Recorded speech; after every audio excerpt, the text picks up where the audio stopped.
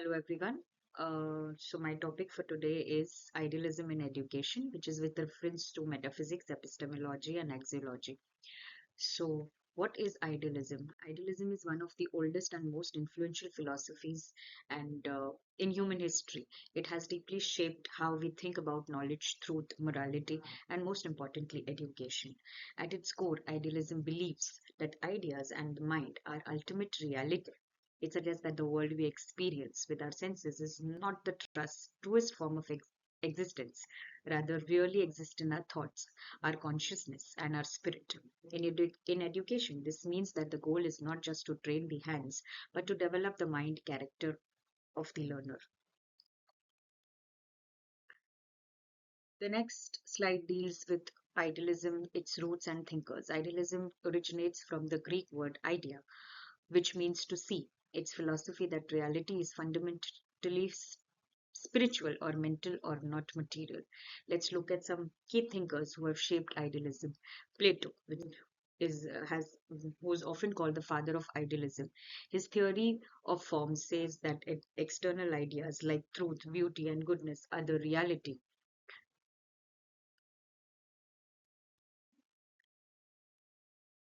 The real focus reflects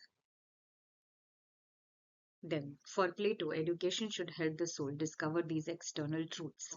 Immanuel Kant introduced transcendental idealism, emphasizing that our mind structure how we perceive reality. He believed education should develop moral with respect to for universal law.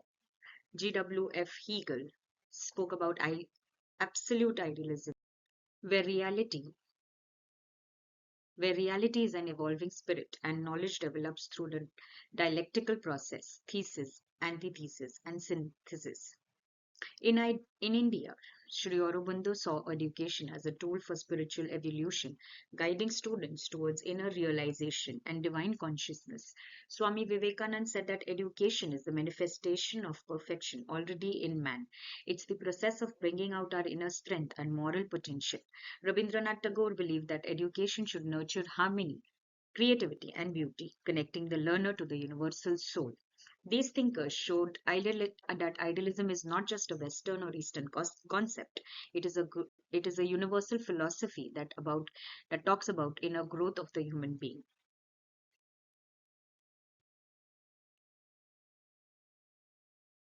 So, what is idealism in education built upon? Idealism in education is built upon three major philosophical foundations, which are metaphysics, epistemology, and axiology.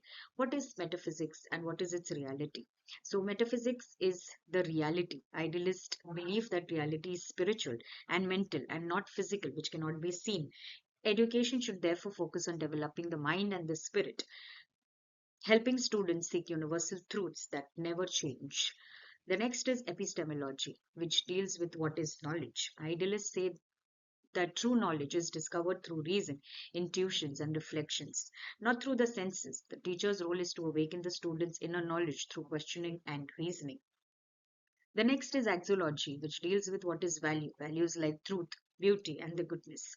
Education should cultivate moral character, ethical judgment, and aesthetic appreciation through literature, arts, and philosophy. So, idealism seeks to create not just intelligent individuals, but virtuous, thoughtful, and spiritual aware human beings.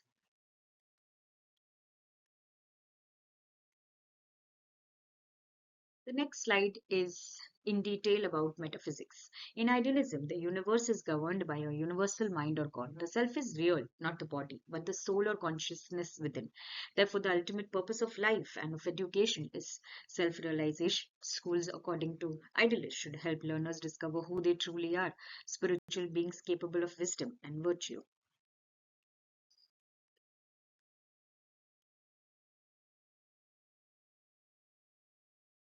What are the educational implications? If reality is spiritual, education should focus on the growth of the inner self. That means developing moral and spiritual strength, not just vocational skills, cultivating perfection of the learner through intellectual discipline and ethical training. Idealism shifts education from being a process of doing to a process of becoming. The next is philosophy of values. exploring the aesthetics and ethics, the foundation of human being and moral life. Aesthetics, philosophy of art and beauty, examining the sublime humor and responses evoked by creative works. And ethics, study of right and wrong, from meta-ethics to applied.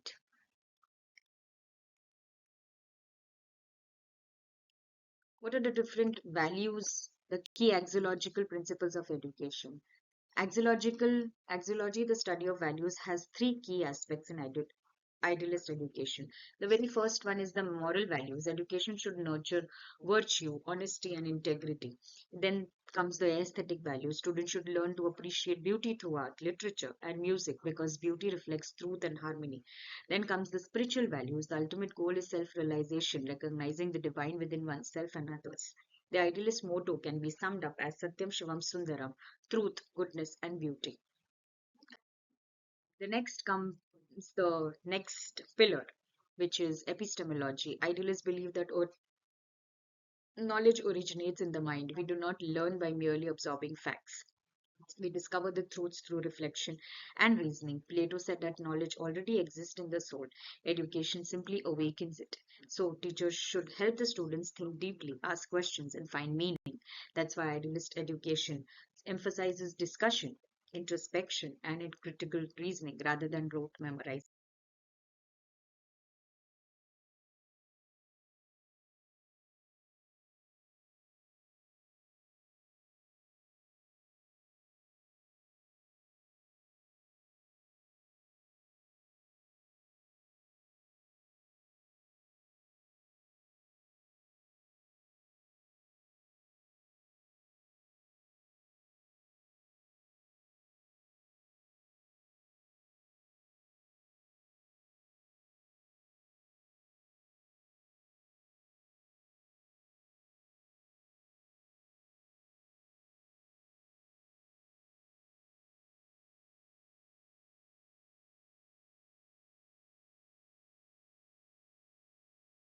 The next slide deals with teaching methods and discipline.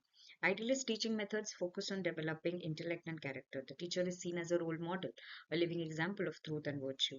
The dialectical method, or Socratic questioning, help learners discover ideas for themselves. Readings and reflection on great works of literature and philosophy deepen moral understanding. Discipline and idealism comes from within through self-control and ethical awareness, not fear or punishment. In this way, education comes as a journey of inner awakening. What is discipline according to idealism? Inner discipline, true discipline, arises from self control and internal moral compass, not from external enforcement of fear of punishment. It comes from qualified freedom. Freedom is balanced with responsibility. Students learn to govern themselves through ethical values, ethic, and conscious choices. It also comes from teachers' influence. The discipline is cultivated through teachers' personal example and respectful guidance, fostering trust rather than imposing harshness. So that's the ultimate goal, to develop character, self restraint, and spiritual morality. Also helps in preparing an individual with a grounded life, ethically grounded life.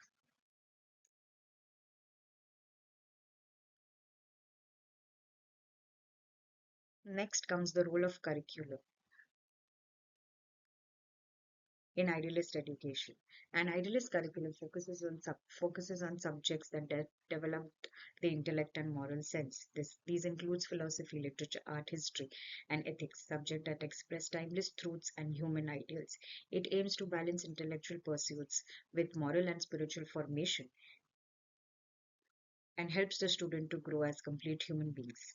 Education is not only about acquiring information but forming character and understanding the universal truths.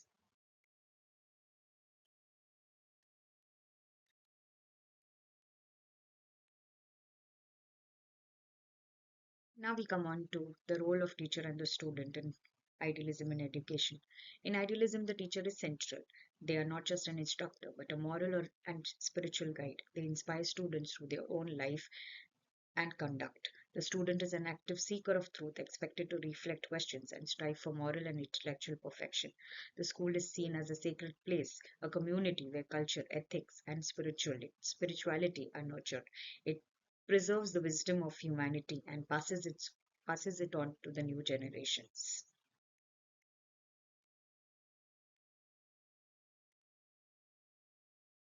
The student is seen as an active seeker of truth, expected to reflect, question, and strive for moral and intellectual perfection.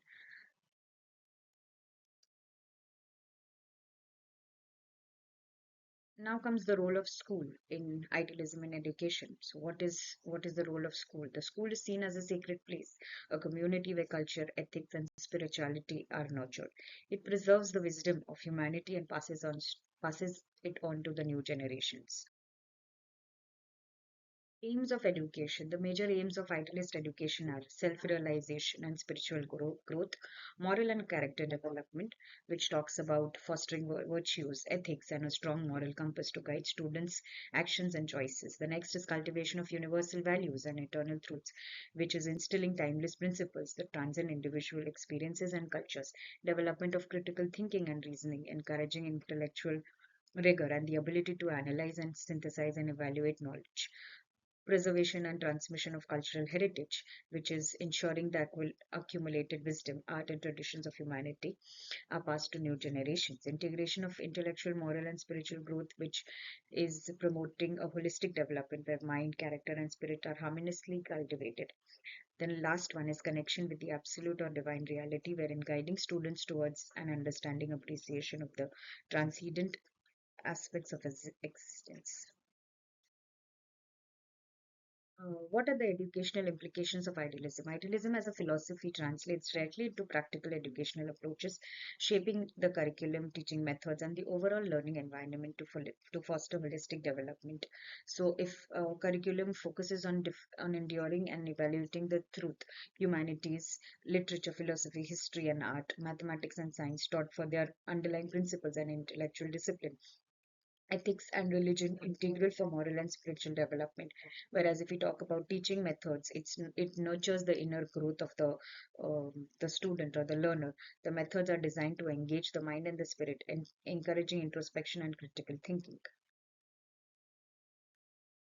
Lastly, we come on to the conclusion of the enduring legacy of idealism in education. It provides holistic growth, also carrying forward with value centric learning, transforming the roles and the school's core purpose. These are the different references that I have collected my data from. Thank you so much, teachers, for giving me this opportunity to search and present the data in front of you. Thank you so much.